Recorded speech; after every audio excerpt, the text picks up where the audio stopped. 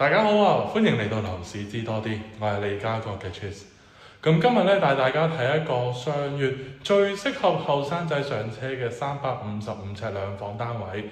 咁望一望單位內容啦。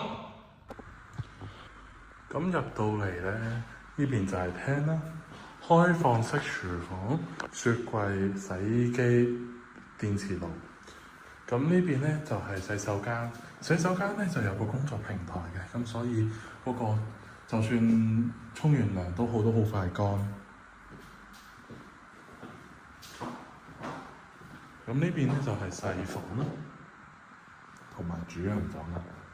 龍啦！